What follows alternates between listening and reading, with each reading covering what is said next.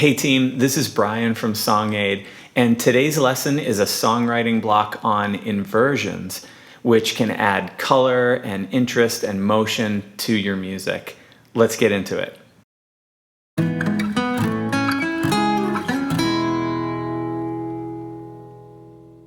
There are some prerequisites to this lesson. Number one, you have to know your basic major and minor scales and major and minor chords. Number two, you have to know the chords of any major or minor key.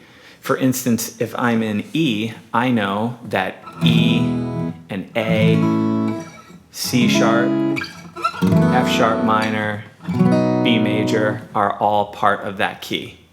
Number three, you have to know what scale degrees are. If you don't, then I encourage you to take that songwriting block lesson. It's linked in the description. Before we talk about inversions, let's talk about basic chords, which are made up of the first, third, and fifth scale degrees.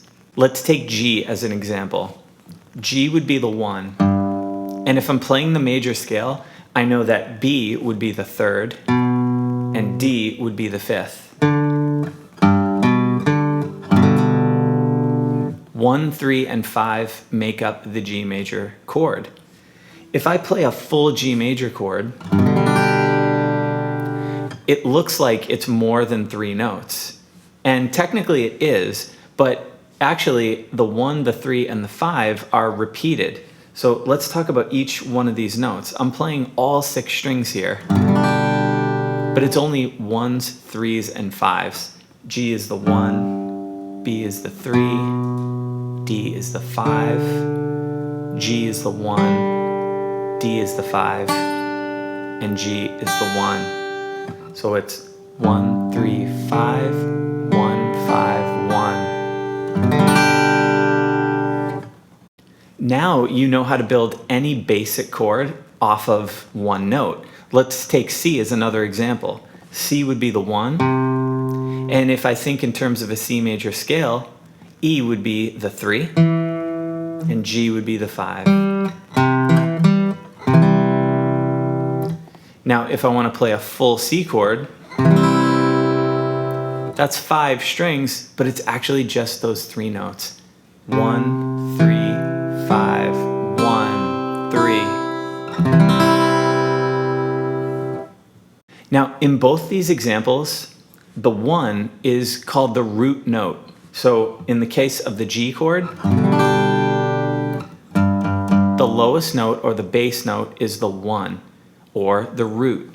In the case of C, C is the bass note, so C is the root. That's why these are called root position chords.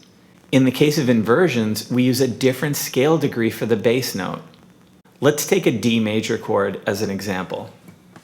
So when I play that chord in root position, D is the lowest note I played. That's the first scale degree or the root of the chord. Now, if I use my thumb and put F sharp as the bass note, all of a sudden, this is an inverted chord. This would be considered the first inversion.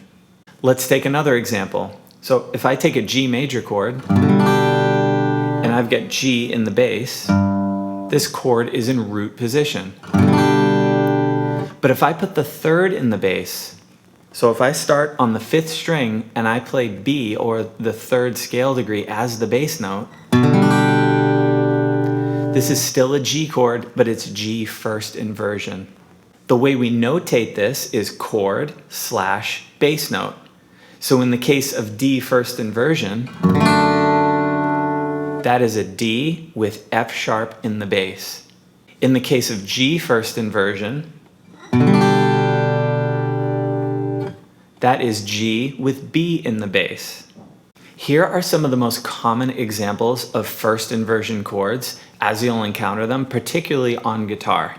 The first is one we've already gone over, D first inversion. The next is another we've covered, G first inversion. There are 2 others you'll see a lot, E first inversion and A first inversion. The great thing about these last two examples is that there are no open strings, so they're actually movable shapes. In the case of the E first inversion shape, I can move that anywhere on the neck. Take the 9th fret, for example, or the 12th fret, wherever it makes sense in the context of my song. Same thing with the A first inversion.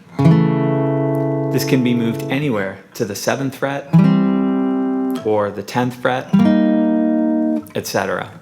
Now, this lesson is meant to be more theoretical and not really a guitar lesson, so if you're not familiar with some of the chords that I'm playing, I would encourage you to browse YouTube or the internet to learn those. Let's talk about how inversions are useful to songwriting. Inversions add variety to your music.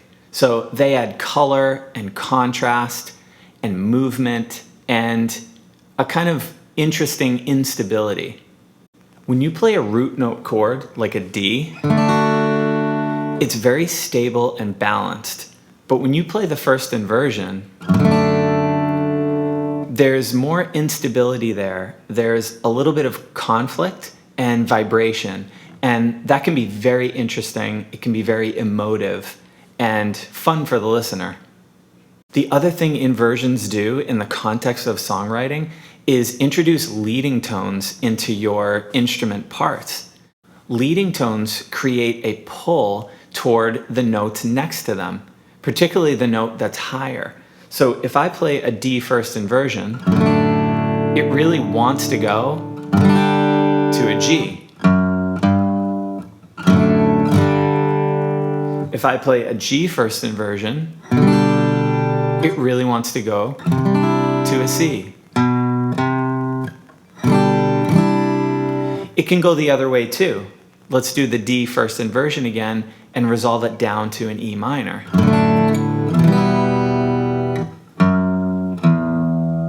Or the G first inversion down to an A minor.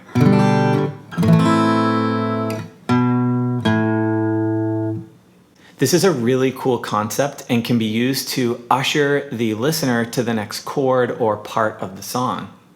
The other thing inversions can help us do is create stepwise bass lines within our instrument parts.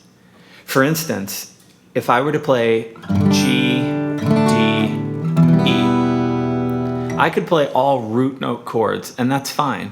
But if I wanted to create a stepwise bass line down to the E, so G, F sharp, E, that's where an inversion could be used. That F sharp could be done as a D first inversion, or D with F sharp in the bass, and then I've kind of got this walking bass line down to the E.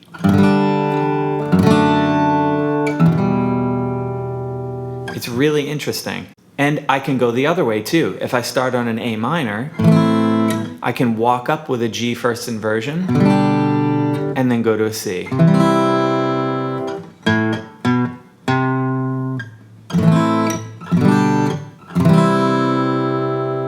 Rather than simply going A minor, G, C. There's nothing wrong with that, but sometimes root note chords aren't quite what you're looking for. And here's your extra beat. The way you build a chord is called voicing. So a root note D chord and a first inversion are the same chord, but they're two different voicings. Additionally, if you play a root note D chord here and a root note D chord here, they're two different voicings, even though it's the exact same chord. Voicings are not dependent on the bass note. So the bass note can change or it can stay the same, but it still has to be the same chord. Voicings are something that I mention for awareness and to make you more fluent. It's certainly something I'm going to be referencing in future lessons quite often. So let's talk about your homework.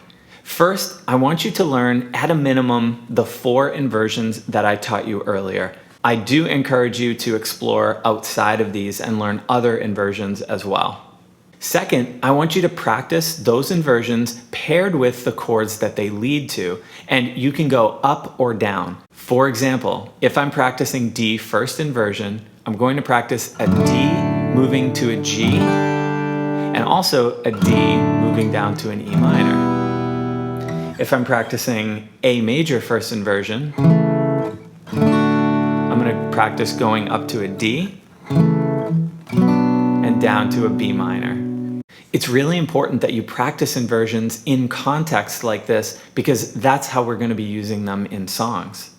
And finally, I want you to write a riff using inversions where necessary to create a stepwise bass line. And again, you can go up or down. I'll give you an example starting in G. So I might do G, D first inversion, E minor, D, C, G first inversion, A minor.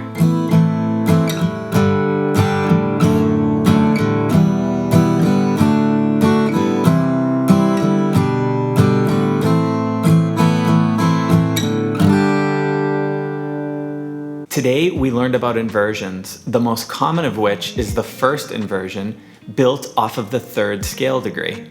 Some inverted chords are used more than others, and some inversion shapes are movable on the guitar neck.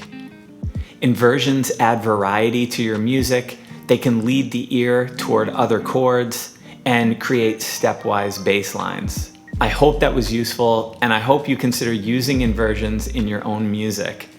Thanks, and I'll see you in the next lesson.